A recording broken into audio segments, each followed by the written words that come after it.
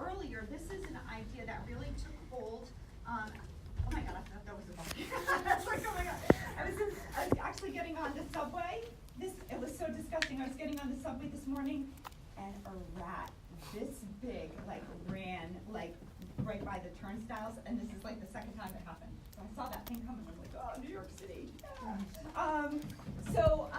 This is one of the most important ideas that emerged in terms of criminal justice during the 1980s, and really fundamentally changed the ways in which policing was done, in particular in New York City and, ironically enough, the New York City transit system. And the whole idea that you just read about, this broken windows theory of crime, can be summarized as follows.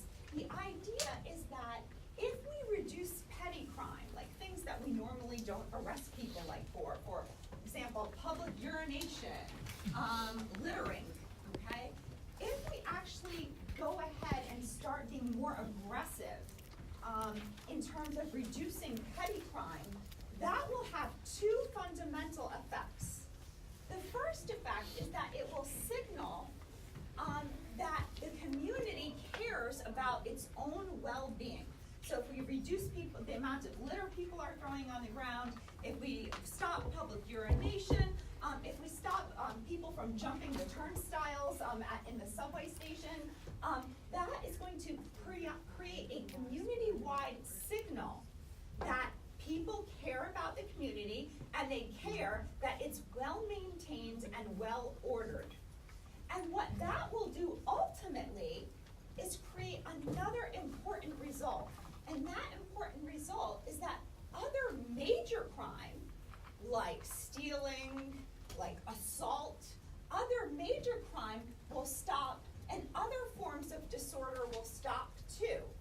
In other words, it's creating, if we stop petty crime, if we stop buildings from having broken windows for a long period of time, if we replace those windows right away, it creates a sense of community, it creates a norm and an expectation that people are going to behave within that community. It's going to then further stop major crime from proliferating.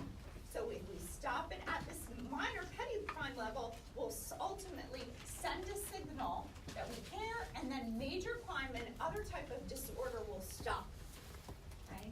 Now, as I mentioned earlier, this is a theory that was really prominent in policing circles and is still, to a certain extent, in some communities.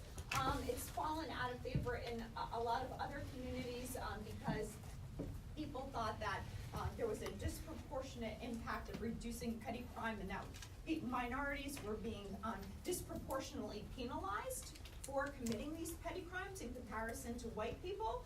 So it has enormous racial implications from when it started during the 1980s, so the idea became more prominent.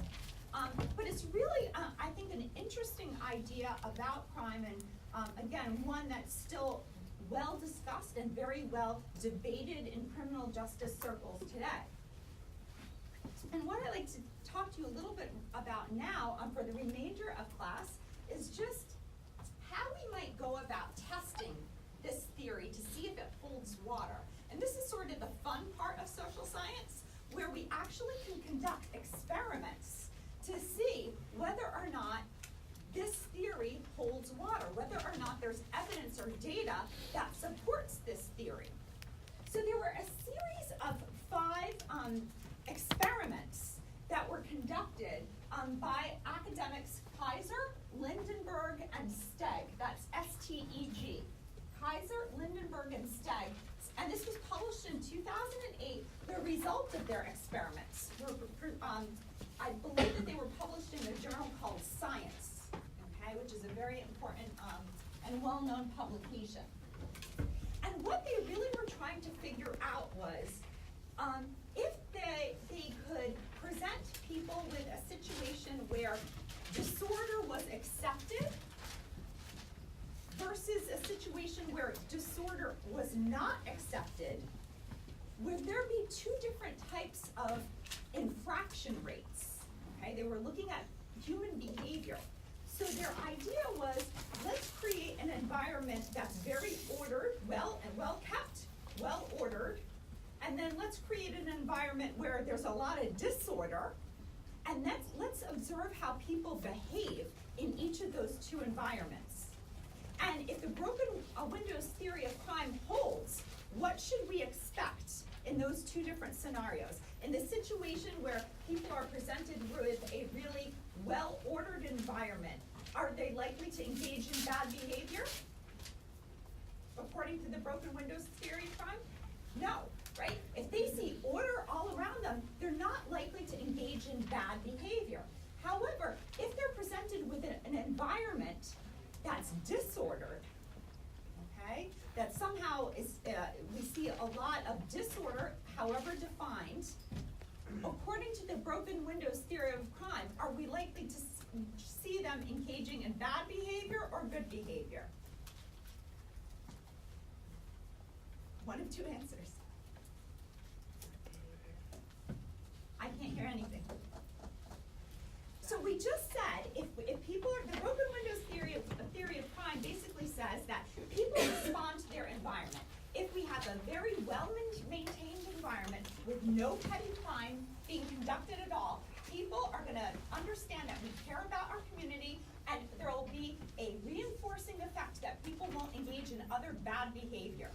That's the whole theory, like in a nutshell.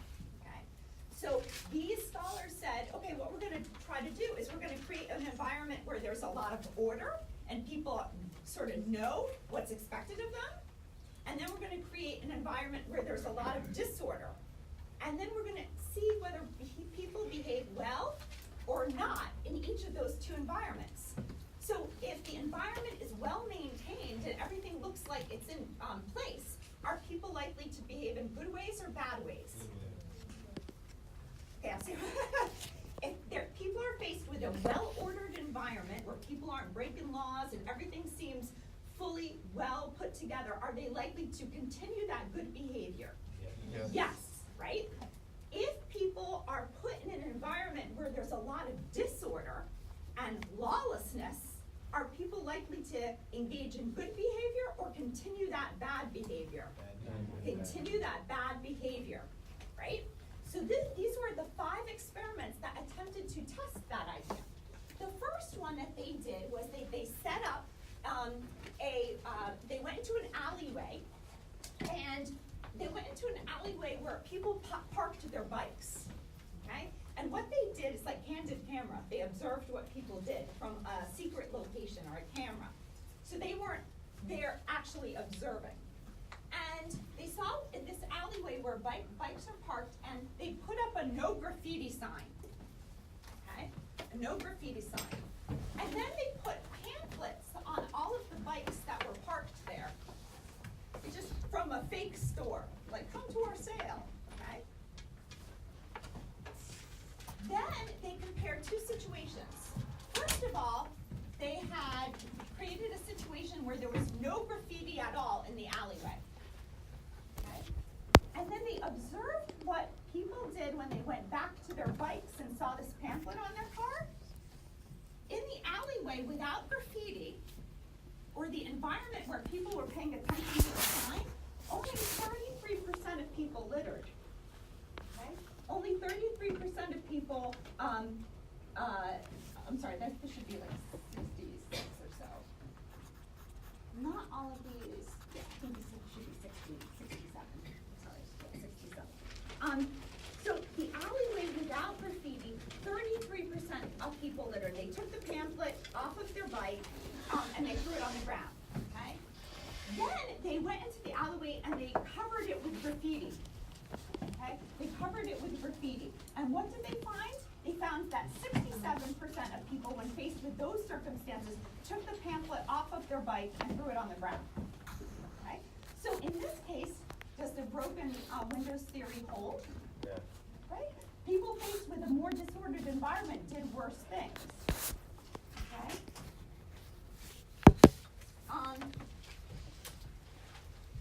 Okay. So then they had another situation, their second experiment, okay? Which they had a street with a fence, okay? And in the middle of the fence, there was a gap, okay, where some people could walk through. And there were two signs that they put on, near the fence. The first, okay, was that, the first sign said, do not lock bikes to the fence, okay? And then the second sign said, do not walk through the gap in the fence. Then they created two situations. The first one was they didn't, they created a situation where no bikes were actually locked to the fence, meaning that people were conforming to the rule, right? And they observed that about 27% of the people ended up walking through that gap in the fence, like violating that other norm. However, then they created another situation where they actually locked the bikes to the fence. They created a disordered environment, right? They created this disordered environment, and what they found was that if they created this disordered environment where people were violating this sign, 82% of the people walked through the gap. So another situation where disorder creates